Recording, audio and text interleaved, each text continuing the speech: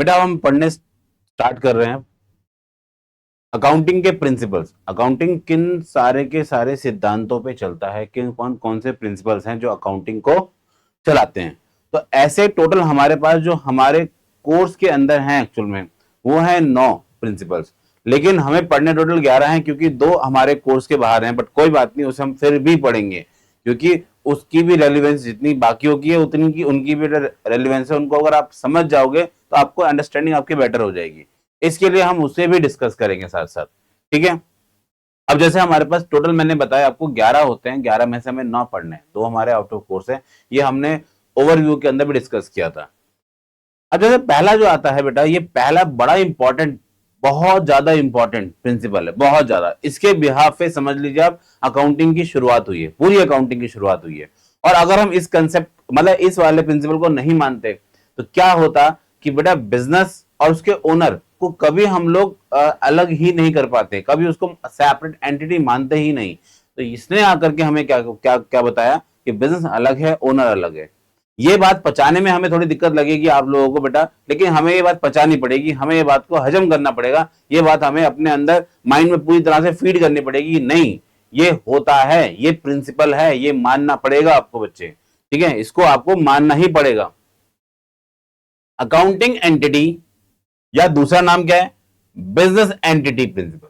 एक और नाम था, अब नहीं उसको बोला जाता separate legal entity, separate legal entity. इसको सेपरेट लीगल एंटिटी के नाम से भी पहले जाना जाता था।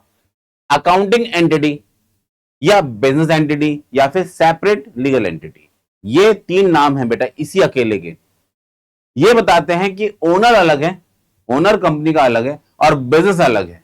जैसे अगर मैं बात करूं रिलायंस की, तो उसमें मुकेश अंबानी अलग हैं और उसमें रिलायंस कंपनी अलग है। मैं बात करूं किसी और कंपनी की, जैसे एयरटेल हो गई, एयरटेल में सुनील मित्तल वो अलग है जो उसके ओनर हैं, और जो एयरटेल है वो अलग है। दोनों सेपरेट लीगल एंटिटी है, दोनों सेपरेट एंटिटीज हैं, दोनों अलग हैं। हम दोनों को एक ही नहीं मान सकते। हम दोनों को अगर एक ही मान लेंगे बेटा, तो हमने एक एंट्री पढ़ी थी याद होगा, या फिर एक टर्म पढ़ी थी ड्राइंग्स। फिर हम ड्राइंग किसके बिहाफ पे पास कर, मतलब किस बिहाफ पे उसकी एंट्री कर पाएंगे, किस बिहाफ पे उसको रिकॉर्ड कर पाएंगे। ड्राइंग तो फिर कभी रिकॉर्ड होगी नहीं, क्योंकि अगर मालिक कोई भी चीज इस्तेमाल करेगा वो तो बिजनेस का माना जाएगा ना। लेकिन हम लोगों ने क्या पढ़ा है अभी तक, थोड़ा बहुत जो हम लोगों ने टर्म्स के अंदर पढ़ा है कि बिजनेस अलग है और जो क्या बोलते हैं ओनर है वो अपने आप पे अलग है, कंपनी अलग है, ओनर अलग है, दोनों दोनों सेपरेट है, दोनों क्या है, सेपरेट है, दोनों अलग अलग आइडेंटिटी की तरह ट्रीट होंगे। अब जैसे कि बात करते हैं हम डेफिनेशन की, तो हमारे पास जो इसकी पहले जो प्रिंसिपल है इसके बारे में क्या बताया गया। Business entity states that the business is treated as separate entity, separate entity. तो मैं सेपरेट के साथ यहां पे वर्ड लगा दूं कुछ देर के लिए, लीगल। कौन सा वर्ड लगा दो बच्चे, legal. Separate legal entity from its owners, ये अपने ओनर या फिर ओनर्स से अलग है, ठीक है। आप सर यहाँ पे एस क्यों लगाया, उसके पीछे भी रीजन है, क्योंकि ओनर मैंने बताया था हम जो पढ़ रहे हैं वो पढ़ रहे हैं सोल प्रोप्राइटरशिप। एक और होता है जिसको बोलते हैं पार्टनरशिप, इसको आप बिजनेस स्टडीज के अंदर और डिटेल में पढ़ोगे। तो पार्टनरशिप में एक ओनर नहीं होता, पार्टनरशिप में ज्यादा होते हैं, तभी तो हम पार्टनरशिप बोलते हैं बेटा। तो इसमें ओनर सोचते हैं this principle ensure that the only business relate transaction are recorded in the business books. जो भी आपकी अकाउंटिंग के रिकॉर्ड्स हैं, जो आपके बिजनेस बुक्स हैं, उसमें सिर्फ और सिर्फ मालिक के बिहाफ पे ट्रांजेक्शन रिकॉर्ड नहीं होंगे, ओनली बिजनेस ट्रांजेक्शंस रिकॉर्ड होंगे, ओनली बिजनेस से रिलेटेड ट्रांजेक्शन, ओनली बिजनेस से रिलेटेड ट्रांजेक्शंस ही रिकॉर्ड होंगे इसके अंदर। आगे बात की गई है क्या, not personal transaction of the owner, उसके घर के जो ट्रांजेक्शंस हैं उसे आप रिकॉर्ड नहीं करोगे, उसे आप रिकॉर्ड नहीं करने वाले। यही बताता है हमारा अकाउंटिंग एंटिटी और बिजनेस एंटिटी प्रिंसिपल। मेरी बात क्लियर बच्चे, यस सर। तो ये हमारे पास सिंपल एक प्रिंसिपल है, बस प्रिंसिपल खत्म हो गया। अब इसके बारे में थोड़ा सा ऑपरेशन करते हैं, थोड़ा इसके बारे में और डिटेल में जानकारी लेते हैं बच्चे। जैसे कि ये जो प्रिंसिपल अभी आपने पढ़ा, इसके की फीचर्स क्या क्या है। नंबर 1, पहला, the business has its own identity. भाई बिजनेस की अपनी आइडेंटिटी होती है, तभी तो हम उसको क्या बोलते हैं, याद होगा आपको बच्चे वर्ड एंटिटी, तभी तो हम उसे पढ़ते हैं एंटिटी के नाम से, एंटिटी है उसकी। An is distinct from its proprietor और शेयर होल्डर, मतलब वो अपने ओनर से, वो अपने मालिक से कैसा है, डिस्टिंक्ट है, मतलब अलग है, ठीक है। And transaction are recorded from the point of view of the business, जो भी ट्रांजेक्शंस रिकॉर्ड होंगे वो किसके व्यू पे रिकॉर्ड होंगे? बिजनेस के, मालिक के बिहाफ पे रिकॉर्ड नहीं होंगे। Okay, capital introduce by the owner stated as liability, जो मालिक, जो ओनर बिजनेस में पैसा इंट्रोड्यूस करता है, मतलब इन्वेस्ट करता है, उसको हम लोग क्या मानते हैं? As a liability. क्योंकि कंपनी जो बिजनेस है वो मालिक को सेपरेट मानता है, मालिक अलग है, तो मालिक ने बिजनेस के लिए पैसे दिए हैं, मालिक ने बिजनेस के लिए पैसे दिए हैं। तो अगर मान के चलिए आपको कोई उधार देगा तो आप उसे क्या मानोगे? अपने लिए एसेट मानोगे, लायबिलिटी मानोगे? आप कहोगे सर वो तो हमारे लायबिलिटी, क्योंकि हमने सामने वाले से कर्जा लिया है, हमने सामने वाले पर्सन से कर्जा लिया है, तो जब भी हम कर्जा लेते हैं वो तो हमारे लिए लायबिलिटी है। ऐसे ही बिजनेस तो अलग है, उसने पैसे लिए किससे? मालिक से, तो मालिक का जो पैसा लिया हुआ है उसे वो क्या, किस नाम से बोलें? उसे हम लायबिलिटी बोलेंगे। क्या बोलेंगे उसे हम? लायबिलिटी। उसे किस नाम से दिखाएंगे? कैपिटल के नाम से दिखाएंगे। किस नाम से दिखाएंगे? कैपिटल। अगर मैं उसको ऐसे बोल दूं कि वो क्रेडिटर है तो भाई वो तो क्रेडिटर ही होगा, लेकिन हमें ये भी तो बताना पड़ता है कि वो ओनर ने इन्वेस्ट किया, ना कि किसी ने उधार दिया है। ओनर ने इन्वेस्ट किया इसलिए हम बोलते हैं कैपिटल। अगर किसी ने उसको उधार दिया होता, सिर्फ ऐसे उधार दिया होता, उसे लोन मानते हैं, उसे हम क्रेडिटर मानते हैं, एक्सेट्रा एक्सेट्रा मान सकते थे। मेरी बातें बच्चे क्लियर है आप लोग को? Yes sir. आगे हम लिखते हैं क्या? अगर ओनर ने विड्रॉल, मतलब जिसे बोलते हैं हम drawings, treated as reduction in liability, reduction in liability. Liability का मतलब यहां पे क्या बच्चे? सर लायबिलिटी का मतलब है कैपिटल। ये तो सर आपने पहले ही बताया हमें कि ये कैपिटल से माइनस होता है, ये कैपिटल से माइनस होता है। Yes, okay. अब ध्यान देंगे बेटा, इसके ऊपर एक छोटा सा एग्जांपल हमारी बुक में ही है। Amrit start a business and deposit 1 lakh by cheque. Amrit ने बिजनेस स्टार्ट किया है बेटा, और उसने डिपॉजिट किए 1 लाख, किसके थ्रू बेटा? चेक के थ्रू। तो अब यहां पे ध्यान देंगे, from the business point of view the business has receive money, so bank account is debited. मतलब जर्नल एंट्री की बात कर रहे हैं यहाँ पे हम बात कर रहे हैं जर्नल एंट्री की। तो जर्नल एंट्री सर हमने तो अभी पढ़ी नहीं है, मैंने नहीं कहा कि आपने पढ़ ली है, पर बेटा हमें थोड़ी जानकारी ले लेते हैं बस की। जब बिजनेस के अंदर पैसे आए, अमृत ने बैंक चेक के थ्रू पैसे दिए, तो हम ऐसे लिखेंगे यहाँ पे, चेक के थ्रू अगर पैसा आ रहा है, हम लिखते हैं बेटा इसको bank account debit to capital, to 1 lakh, 1 lakh. बस ये ट्रांजेक्शन हम रिकॉर्ड कर लेंगे। तो यहाँ पे वही बात बताएगी, business receive money from bank account is debited and अमृत capital account is liability is credited. मतलब इसको हम लोग इस तरह से ट्रीट करते हैं कि बैंक के अंदर पैसे आए हैं, पैसे दिए किसने? मालिक ने दिए, इसको हम बोलते हैं कैपिटल। क्या बोलते हैं जिसको हम कैपिटल बोलते हैं। मेरी बात यहां तक क्लियर? Yes sir, okay. अब एप्लीकेबिलिटी की बात करते हैं, ये कहां कहां पे लग सकता है, ये जो रूल है इसको हम कहां कहां पे लगाएंगे? बिजनेस एंटिटी को, अकाउंटिंग एंटिटी को, सेपरेट लीगल एंटिटी को एप्लीकेबिलिटी जहां बता रहा है, इसमें से सारी ऑर्गेनाइजेशन लगता है, सारी, ऑल टोटली। चाहे वो सोल प्रोप्राइटरशिप हो, जो आप अभी पढ़ रहे हो बच्चे, चाहे वो पार्टनरशिप हो, उसमें भी लगता है, कंपनी हो, यहां तक कि एनजीओ में भी लगता है। मतलब हमारा जो प्रोजेक्ट है इसके अंदर भी इसको अप्लाई किया जाएगा। जो हमारा प्रोजेक्ट है इसके अंदर भी इसको अप्लाई किया जाएगा। नॉन प्रॉफिट ऑर्गेनाइजेशन, जो ओनर ने इन्वेस्ट किया है, जो इसमें जो पैसे अगर आए होंगे कहीं से, उसे हम कैपिटल फंड के नाम से जानते हैं। उसे कैपिटल ना बोल के उसे हम उस समय पे कैपिटल फंड बोलते हैं, जो ओनर ने इन्वेस्ट किया है। ठीक, अब हम बात करते हैं बच्चे यहां पे इंपॉर्टेंस। इंपॉर्टेंस क्या है भाई इसकी?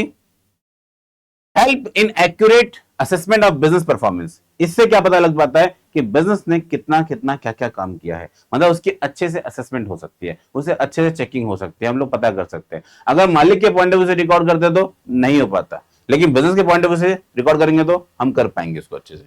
Next, keep personal and business finance separate and ensure clear financial reporting.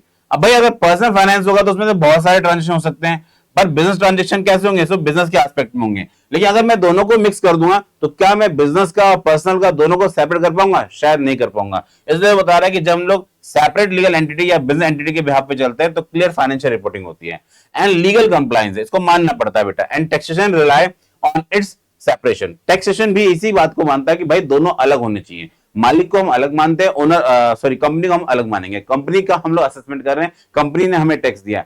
जैसे कि मैं एक छोटा एग्जांपल दे रहा हूं पे, कंपनी जो टैक्स भरती है, जो बिजनेस टैक्स भरते हैं उसे हम लोग, जो कंपनी टैक्स भर रही है उसे हम बोलते हैं कॉर्पोरेट टैक्स। लेकिन जो इंडिविजुअल टैक्स भरता है उसे हम बोलते हैं इनकम टैक्स। क्या बोलते हैं उसे हम लोग? Income tax. तो टैक्सेशन कंपनी को भी बड़ा इजी होता है पढ़ना इसको, कि अगर हम लोग सेपरेटली रिकॉर्ड करते हैं। अगर मान के चलिए ओनर और बिजनेस दोनों सेम ही रिकॉर्ड कर रहे हैं, दोनों के ट्रांजेक्शन एक ही जगह पर रिकॉर्ड हो रहे हैं, तो इस सिनेरियो के अंदर क्या होगा?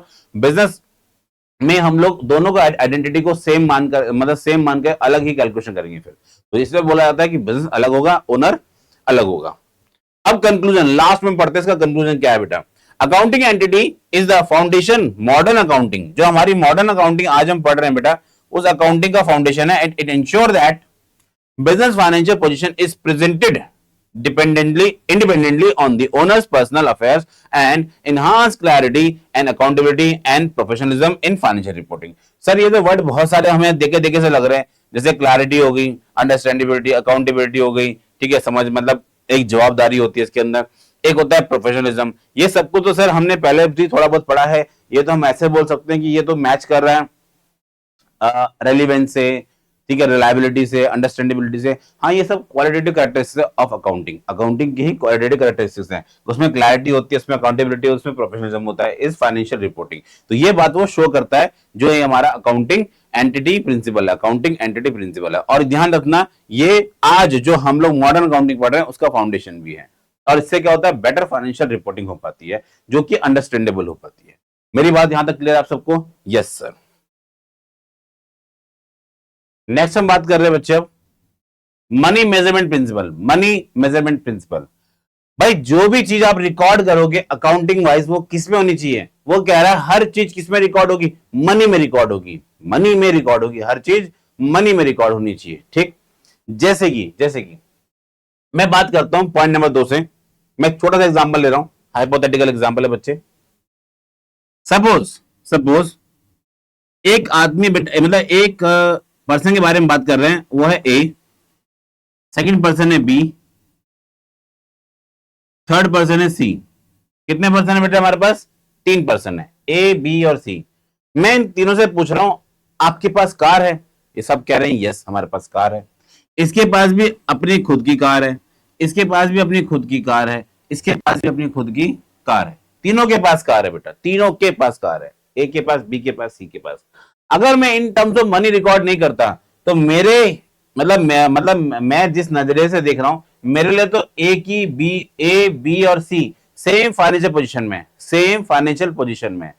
भाई इसके पास भी अपनी कार है, इसके पास भी अपनी कार है, इसके पास भी अपनी कार है, ठीक है, ये तो सेम फाइनेंशियल पोजीशन होगी। मतलब फाइनेंशियल पोजीशन मैं वर्ड यूज कर रहा हूं, लेकिन हम तो बोलेंगे सबके सब सेम है, सबके सब सेम है, सबके सब सेम टाइप के लोग हैं कि सबका एक एक अपनी अपनी कार है।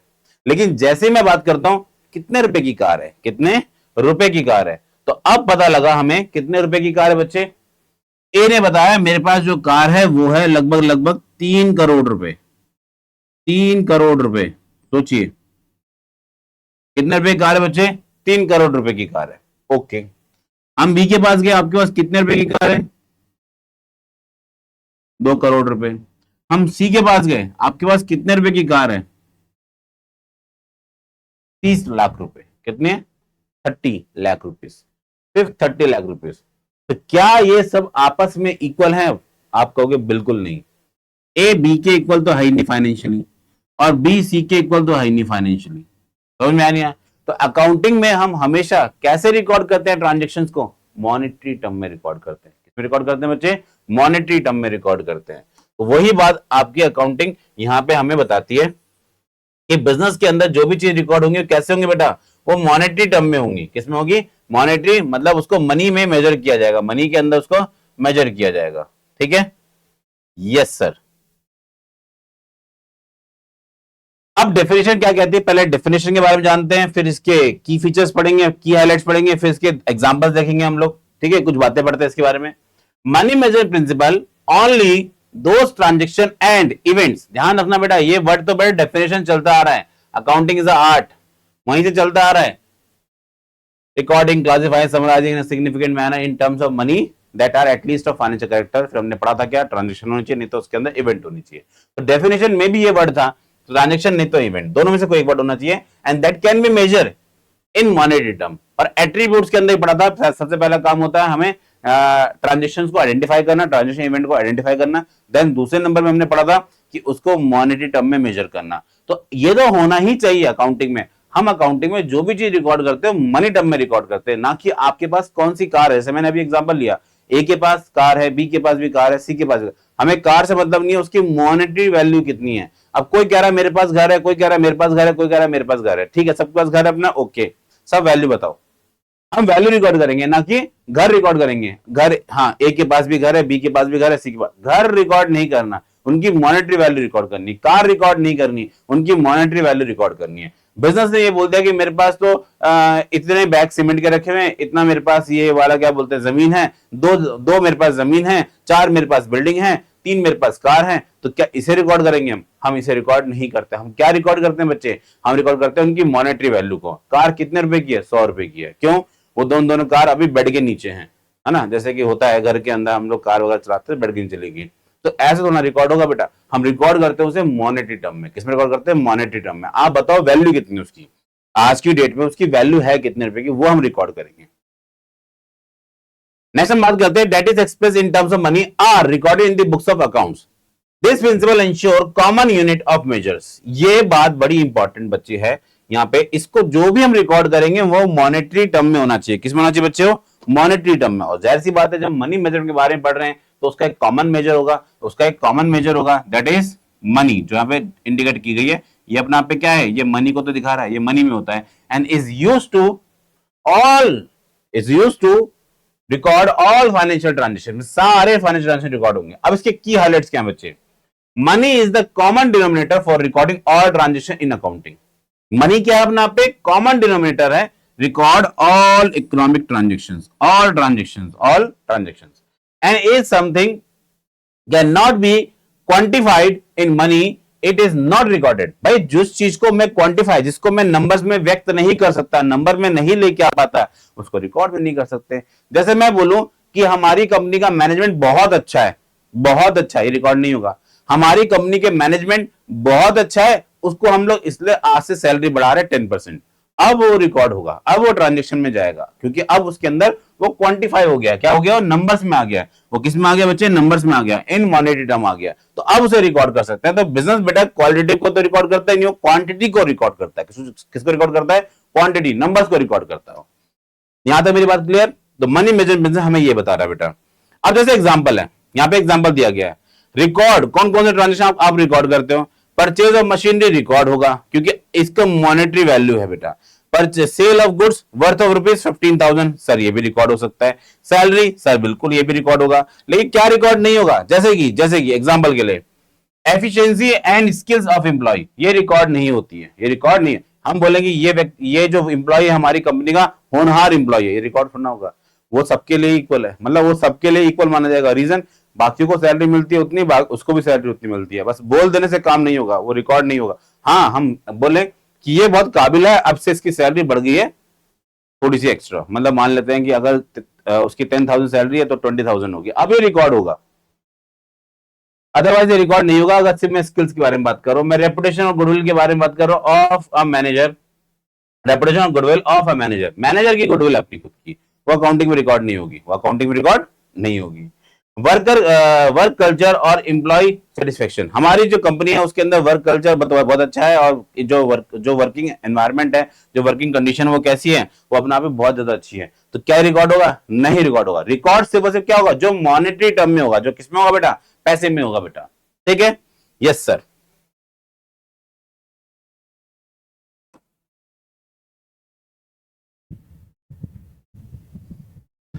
आगे हम बात करते हैं इसी के कुछ जो है लिमिटेशंस हैं, इसकी जो है कुछ लिमिटेशंस है। तो लिमिटेशन क्या है बच्चे, इसकी पहली लिमिटेशन है, लिमिटेशन का मतलब होता है कमियां, है ना, मतलब कौन कौन सी इसके अंदर आप बोल सकते हो डिमेरिट्स है, कौन कौन सी इसके अंदर बेकार बातें हैं बच्चे। तो हम बात कर रहे हैं इसकी पहली बेकार बात की, monetary limitation of monetary value. अब इससे क्या क्या चीज होगा, नंबर 1, पहला ये इग्नोर कर रहा है किसको, नॉन मॉनेटरी इवेंट्स को, जो भी है, ठीक है। सेकंड,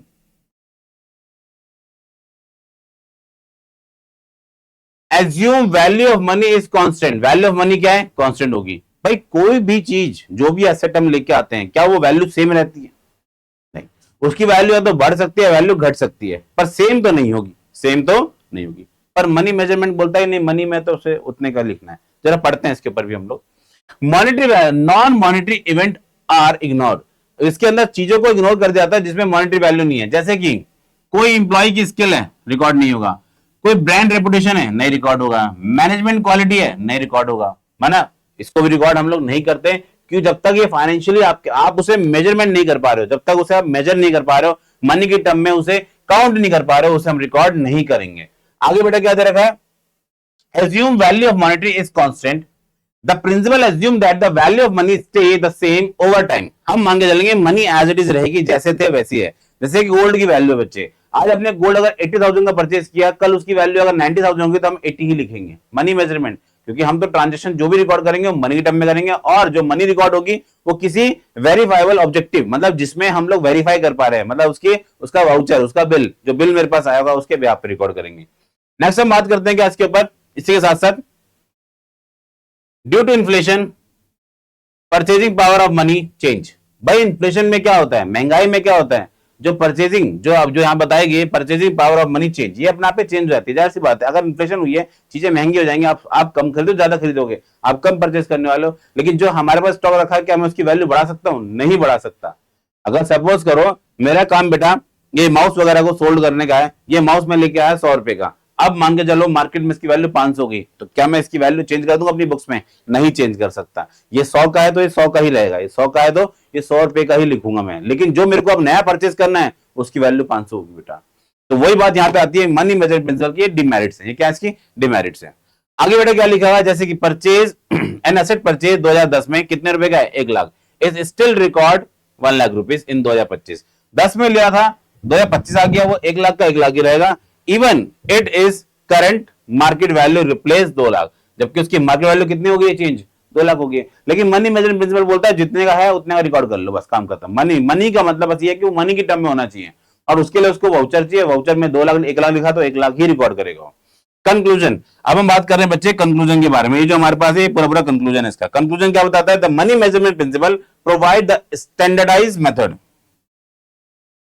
पर मनी मेजरमेंट के आने से बेटा एक चीज का फायदा भी तो हो गया हमारे लिए, मैंने लिमिटेशन पढ़ी, इसलिए आप लोग नेगेटिव मत होना बेटा, इसके लिए मैंने लिमिटेशन पढ़ी है, बस इसके बारे में बताया। लेकिन मनी मेजरमेंट की एक अच्छी बात भी है, क्या, इसके आने से चीजें स्टैंडर्डाइज होगी। अब जो भी चीजें रिकॉर्ड होंगी वो वाउचर्स के ब्याह पे मनी के टर्म में रिकॉर्ड होगी।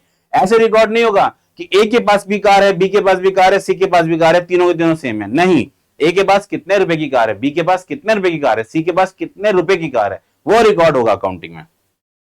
And recording the business transaction, but it also limitation because of the ignore qualitative। बस ये बता रहा है कि साथ साथ इसमें एक कमी और आ गई, क्योंकि ये चीजों को क्वालिटेटिव वे में रिकॉर्ड नहीं कर पाता है। Okay, and change in money value, जब समय के साथ साथ मनी वैल्यू चेंज होती है तो भी रिकॉर्ड करना चाहिए, भाई वो नहीं है, वो इसके अंदर नहीं है।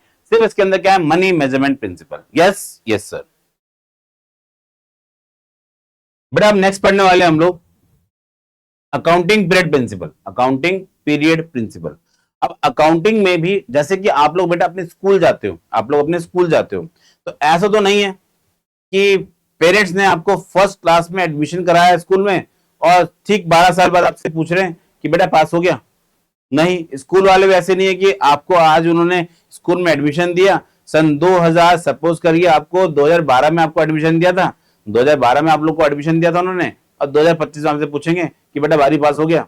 नहीं, वो क्या करते हैं, आपका हर ईयर असेसमेंट करते हैं, आपका हर ईयर पेपर होता है, उस पेपर के बिहाफ में आपकी परफॉर्मेंस को जज किया जाता है कि आप अच्छा कर रहे हैं या फिर नहीं। अगर आपने अच्छा किया है, मतलब फर्स्ट क्लास के आपके जो पैरामीटर्स हैं, जो उन्होंने स्टैंडर्ड सेट किया है, अगर आप उसके बराबर मार्क्स लेके आते हो तो फिर आपको सेकंड क्लास में प्रमोट कर देते हैं। फिर सेकंड क्लास में जो स्टैंडर्ड बने, अगर उसको आपने फुलफिल किया है तो फिर आपको थर्ड, फिर fourth, fifth, six, seventh, eight, ninth, 10th, फिर 11th, फिर 12th का नंबर आता है बेटा, लास्ट में 12th नंबर आता है ना बेटा। तो यहाँ पे भी जब स्कूल के अंदर आपका सिस्टम बना हुआ है कि एक एक साल में आपके असेसमेंट होंगे, आपके एक एक साल में आपके एग्जाम्स होंगे, उसके बिहार पे आपको पास किया जाएगा या जो भी किया जाएगा बेटा, वो फिर आगे का क्या बोलते हैं सिनेरियो है। ऐसी कंपनियां भी होती हैं, कंपनियां क्या करती हैं बेटा, अकाउंटिंग पीरियड प्रिंसिपल इसको रखना पड़ता है अपने पास, ही इसको मानना पड़ता है, ये इसको मानना ही पड़ता है कि भाई हमें अपनी अकाउंटिंग के लिए पीरियड कंसेप्ट, मतलब पीरियड अपना बनाना पड़ेगा। चाहे वो आप 3 महीने का ले लो, चाहे आप 6 महीने हो गया, चाहे आप 1 साल हो गया, वो आप डिसाइड करो कि आपका क्या है। जनरली हम लोग 12 मंथ का मानते हैं, जनरली हम लोग 12 मंथ का मानते हैं कि 12 मंथ के अंदर कोई भी कंपनी अपनी पूरी एक्टिविटीज करके एक नेट रिजल्ट बता सकती है। तो अकाउंटिंग पीरियड प्रिंसिपल ये भी एक नियम है, ये भी एक प्रिंसिपल है, आपको मानना पड़ेगा ये कि भाई जो भी चीज आप कर रहे हो उसका 1 साल बाद आप अपना रिजल्ट दोगे, उसका आप 1 साल बाद अपना रिजल्ट बताओगे, तो ये बात हमें यहीं पे पता लग जाती है। ठीक है बच्चे, अब जरा पढ़ते हैं इसके ऊपर भी हम लोग फटाफट से। Accounting period principle state that the life of business is divided into smaller time intervals. इसके जो पूरी लाइफ है, जो बिजनेस में चलना है, उसको हम लोग छोटे छोटे इंटरवल में बांटते हैं। इंटरवल का मतलब क्या है? जनरली 12 मंथ, इसको हम 12 महीने का ही मानते हैं, जिसको अकाउंटिंग पीरियड माना जाता है। And measure to financial performance, और उसकी फाइनेंशियल परफॉर्मेंस को जज कर लेते हैं। जैसे बच्चे का असेसमेंट करते हैं कि इसमें नॉलेज है, क्या ये कर सकता है, आगे जाके कर सकता है तो ठीक है इसको प्रमोट कर दो, नहीं कर सकता तो बेटा अभी आप ऐसा करो नया, फिर आप दोबारा सीखो, इसको सीख करके फिर आप आगे जाना। ठीक है, ऐसी आपकी अकाउंटिंग भी होती है, financial performance and position regularly, and financial position regularly. और ये काम ऐसा नहीं है कि 1 साल हो गया तो 2 साल की छुट्टी, नहीं नहीं नहीं नहीं, ये रेगुलर बेसिस पे होता है। 2025 में, 2024 में भी होता है, 2025 में भी होगा, 2026 में भी होगा। ये अकाउंटिंग हर साल ही होगी, हर साल होगी, आपके एग्जाम हर साल ही होंगे। मेरी बात क्लियर बच्चे? Yes sir. Why it matters, ये देखो बेटा, जो भी हमने पढ़ा, ये तो डेफिनेशन है हमारे लिए, एक तरह से डेफिनेशन होगी। ये हमने पढ़ लिया कि अच्छा अकाउंटिंग पीरियड क्या होता है, लेकिन इसे पढ़ क्यों रहे हम लोग? इसके पीछे जानने के पीछे रीजन क्या है? इसको 12 महीने बनाने की क्या जरूरत थी? जैसे मैंने अभी थोड़ी देर पहले बोला कि 3 महीने में फाइनेंशियल बन जाते हैं। 3 महीने में फाइनेंशियल क्यों बनते हैं भाई? भाई देखो, 2 रीजन है फाइनेंशियल बनने के। पहला, आज के टाइम पे कंपनियों का जो टर्नओवर है, टर्नओवर मतलब सेल होता है बेटा, बहुत ज्यादा है, बहुत ज्यादा है। तो जो कैलकुलेट करते हैं, वो कैलकुलेटर से फिगर बाहर हो जाती है, इतना इतना बड़ा टर्नओवर है उनका, तो वो 3-3 महीने बनाते हैं। दूसरी बात क्या होती है, अगर वो अपना असेसमेंट रेगुलर करते रहे 3-3 महीने में, 4-4 महीने में, तो क्या होगा, उन्हें आगे की स्ट्रेटेजी अच्छी है, मतलब वो अच्छी बना सकते हैं, बेटर कर सकते हैं। अगर वो आज अपने आप को चेक करेंगे बेटा, 3 महीने बीत गए कंपनी स्टार्ट हुए हुए, अब उन्होंने आकर के अपना असेसमेंट किया कि हम लोग क्या कर रहे हैं, अभी हम लोग क्या कर रहे हैं, ठीक है, ये हमने अच्छा किया, हमने बुरा किया, अच्छा किया, बुरा किया, अब आगे के जो 3 महीने होंगे उसमें हमें ये चीजें नहीं रिपीट करनी। तो क्या होगा, 3 महीने का प्लान फिर बन गया। फिर अगेन क्या होगा बच्चे, फिर आप दोबारा से पहुंचे 3 महीने बाद, फिर अगेन क्या होगा, अपना असेसमेंट करो कि हमने पिछले 3 महीने में क्या किया, ये किया, क्या क्या रह गया, यहाँ पे हमारी कमियां रह गई, ये हमारी क्या बोलते हैं डिमेरिट्स हैं, ये हमारी क्या बोलते हैं यहाँ पे हमने क्या बोलते हैं बेकार काम किया है, तो ठीक है अब ये काम रिपीट नहीं करना। फिर अगले 3 महीने में अच्छा होगा, फिर उसके बाद अगेन करेंगे। अगर चीजें बेटर हैं तो मैं ये नहीं कह रहा हूं हमेशा ही कुछ कमियां निकल के आएंगी, लेकिन कमियां बेटा हर किसी में होती है, मेरे अंदर भी है, आपके अंदर, सबके अंदर होती हैं, लेकिन यही है कि उसे हमें बेटर करना है, उसे हमें बेटर करना है।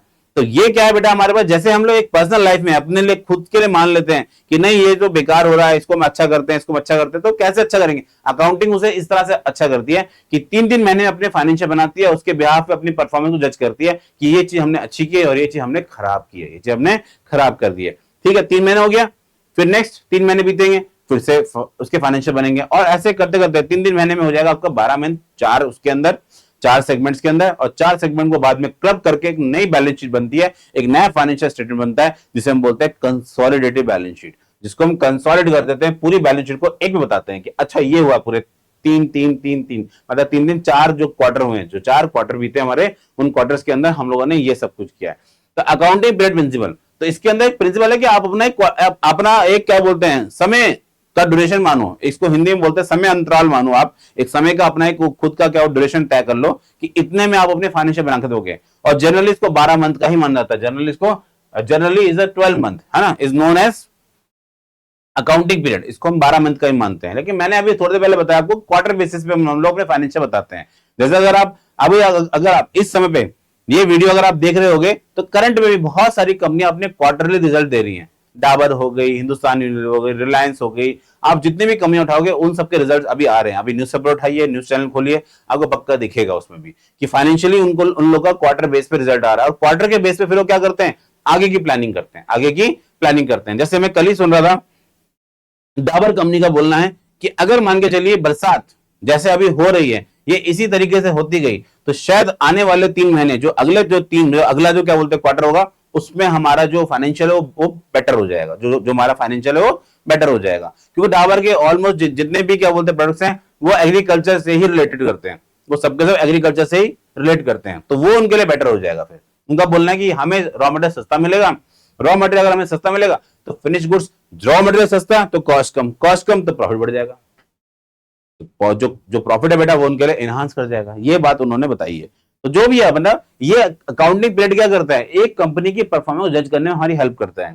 ठीक है, अब हम बात करते हैं बेटा व्हाई इट मैटर्स, ये क्यों मैटर करती है। Number 1, business is assume to continuous indefinite as per the going concern assumption. ओए होए, ये तो बेटा हमने पढ़ा था ना, अजम्पशंस पढ़ी थी 3 हम लोगों ने, कौन कौन सी थी बेटा? पहली थी going concern assumption, second number पे क्या पढ़ा था हमने? कंसिस्टेंसी एजम्पशन, थर्ड नंबर पे क्या पढ़ा था हमने? Accrual assumption. तीन पढ़े थे हम लोगों ने। तो तीन एजम्पशंस के बेस पे ये वाला जो एजम्पशन है अकाउंटिंग पीरियड, आप कैसे बता पाओगे कि बिजनेस हमारा चल रहा है? भाई अकाउंटिंग पीरियड के बिहाफ पे आप 12-12 महीने में अपने अपने रिकॉर्ड बनाते जाओ, उससे चेक करते जाओ, फिर आप आगे के प्लान करते जाओ। तो गोइंग कंसर्न भी होता रहेगा, साथ साथ आपका अकाउंटिंग पीरियड कंसेप्ट भी चलता रहेगा। तो ये उसी के अकॉर्डिंग चल रहा होता है। अब हम लोग फाइनेंशियल बनाते क्यों हैं 12-12 महीने में? क्या जरूरत है बनाने की? छोड़ो मत बनाओ। नहीं बेटा, जरूरत पड़ती है। रीजन, भाई पहले तो चाहिए मैनेजमेंट को। मैनेजमेंट को पता करना होता है कि आप जो मतलब जो हम लोग कर रहे हैं, जो एक्टिविटी हम लोग परफॉर्म करवा रहे हैं वर्कर से, या हम लोग जो प्लान कर रहे हैं, क्या वो सही है? क्या उसका रिजल्ट आ भी रहा है कुछ, या फिर नहीं आ रहा? रिजल्ट नहीं आ रहा तो ठीक है, हम ये प्रोडक्ट ही डिसकंटिन्यू कर देते हैं, हम ये प्रोडक्ट बनाना ही बंद कर देते हैं। जैसे कि पीछे बहुत सारी कंपनी ऐसी आई थी, एक कैंडी की कंपनी थी, कैंडी बनाती थी बेटा, उसने अपना सॉफ्ट ड्रिंक लॉन्च किया। सॉफ्ट ड्रिंक में देखा उन्होंने, उनको घाटा हो रहा था, और उस कैंडी के जो बिजनेस था उनका, उस कैंडी में उनको अच्छा खासा बेनिफिट हो रहा था। तो उन्होंने क्या किया, मैनेजमेंट ने जब ये बात चेक की कि भाई हमारा सॉफ्ट ड्रिंक के अंदर इतना अच्छा मार्जिन नहीं है जितना अच्छा मार्जिन हमारा कैंडी के बिजनेस में है, तो हम लोग ऐसा करते हैं सिर्फ कैंडी का ही प्रोडक्शन करते हैं, हम सिर्फ कैंडी का प्रोडक्शन करते हैं। तो ये बात क्या उन्होंने अपनी आंखों से देखी? नहीं, उनको फाइनेंशियल ने बताई, उनके अकाउंटिंग ने बताई। और अकाउंटिंग किस बिहाफ पे बनी? अकाउंटिंग पीरियड के बिहाफ पे। एक 6 महीने 3 महीने का जो समय बीता है उसमें फाइनेंशियल बन गया, उनको पता लग गया कि हमें ये काम नहीं करना, उन्होंने उस प्रोडक्ट को बनाना डिसकंटिन्यू कर दिया। तो मैनेजमेंट को जरूरत पड़ती है फाइनेंशियल्स की बेटा। सेकंड नंबर पे आता है बैंक। बैंक को जरूरत क्यों पड़ती है? भाई सपोज करो कंपनी को लोन देना है, कंपनी को लोन देना है, साथ साथ क्या बोलते हैं, कंपनी ने जबरदस्ती लोन देना है, तो कंपनी फाइनेंशियल को पहले रीड करती है, तब उसे लोन पकड़ाती है, भाई ये लो आपका लोन, अदरवाइज लोन नहीं देंगे। नेक्स्ट बेटा, गवर्नमेंट टैक्स लगाते हैं बेटा, सरकारें कंपनियों के ऊपर टैक्स लगाती हैं, तो किस ब्याज पे लगाएंगी? उनके फाइनेंशियल के ब्याज पे लगाएंगे। तो फाइनेंशियल तो उन्होंने कभी बनाया ही नहीं, वो कह रहा है नहीं बनाओ। क्यों बनाओ? अकाउंटिंग पीरियड के जैसे आपका अकाउंटिंग पीरियड खत्म होगा, फाइनेंशियल बनाने हैं आपको, फाइनेंशियल बनाओगे, टैक्स भरना उसके ब्याज पे। नेक्स्ट हम बात करते हैं नीड टाइमली फाइनेंशियल इन्फॉर्मेशन, इनको चाहिए होता है जिससे कि अभी इवैल्यूएट कर पाते हैं क्या क्या। Number 1 performance, number 2 short term long term decision, and number 3 profitability, company की प्रॉफिटेबिलिटी और फाइनेंशियल हेल्थ, कंपनी की प्रॉफिटेबिलिटी और फाइनेंशियल हेल्थ।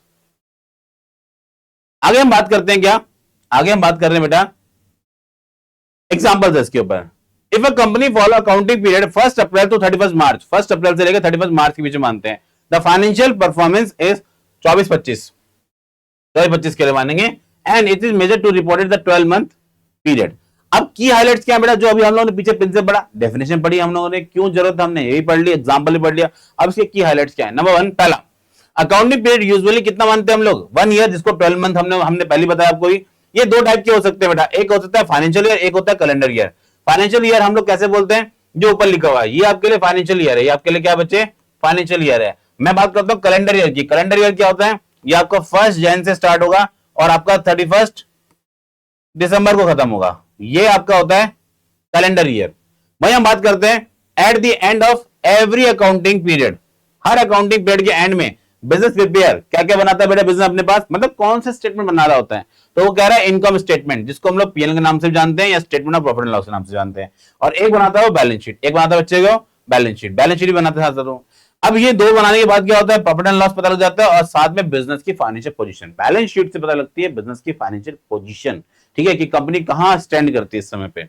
अब कंक्लूजन के बारे में हम बात कर रहे हैं बेटा। ये बात हम लोगों ने ऊपर पढ़ ली, जितनी भी थी हमारे पास, डेफिनेशन हो गई उसकी, उसके क्यों उसको हम लोग पढ़ रहे हैं, उसके एग्जांपल्स पढ़ लिए हम लोगों ने, उसके की हाइलाइट्स पढ़ लिए। अब हमें लास्ट में पढ़ना है कंक्लूजन। इसका कंक्लूजन क्या है? पूरी बात का एक निचोड़ बताओ हमें, एक्चुअल में ये हुआ क्या है।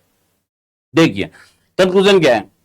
Accounting period principle allow the periodic review and reporting of financials performance and enabling informed decision and comparison across different periods।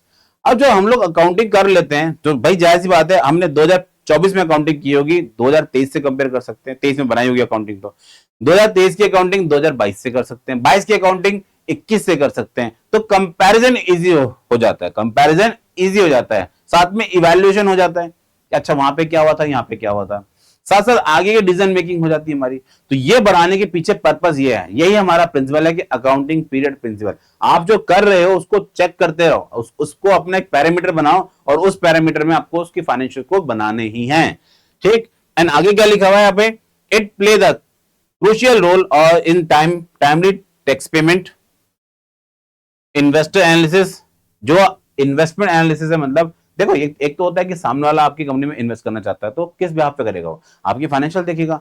आप जब तक उसे फाइनेंशियल बना के नहीं दोगे तो वो कंपनी में थोड़ा ना आएगा चेक करने के लिए कि भाई साहब क्या क्या आप लोग करने वाले हो। आप अपने फाइनेंशियल बनाओगे और उसे पब्लिश करोगे, पब्लिश कर मतलब कम्युनिकेट करोगे, और कम्युनिकेट करोगे तो फिर सामने वाला उसको पढ़ के अपनी इन्वेस्टमेंट का डिसीजन मेकिंग कर सकता है कि भाई मुझे करना है इन्वेस्ट या फिर नहीं करना है।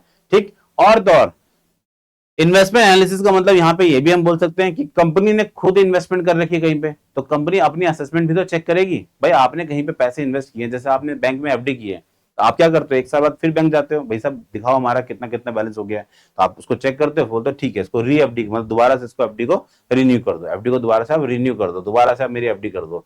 तो वो क्या आप ये तो आप एक साल बाद खुद जाते हो बैंक में, तो जब आप बैंक जा रहे हो, सोचो आपका छोटा पैसा है उसके लिए आप बैंक जा रहे हो, कंपनी का तो बहुत बड़ा पैसा लगा होता है, तो क्या उसको असेसमेंट की जरूरत नहीं है, क्या उसको अपने जो फाइनेंशियल बनाया उसको चेक करने की आवश्यकता नहीं है, बिल्कुल आवश्यकता है, तो बनाना पड़ेगा उनको, जिससे कि इन्वेस्टमेंट का एनालिसिस कर पाएंगे एंड फाइनेंशियल प्लानिंग कर पाएंगे अपने लिए आगे के लिए, कि भाई मुझे कहां इन्वेस्ट करना है और कहां कहां से पैसा लेना है, कहां कहां पैसा देना है, ये सारी बातें वो चेक कर पाएंगे अगर वो अकाउंटिंग पीरियड कंसेप्ट को मानेंगे, अगर वो अकाउंटिंग पीरियड कंसेप्ट को मानेंगे, और मानना ही पड़ता है ना बेटा, ये जो अपने आप प्रिंसिपल है अकाउंटिंग पीरियड प्रिंसिपल, ये मानना ही पड़ता है, इसमें कोई दो राय नहीं है बच्चे।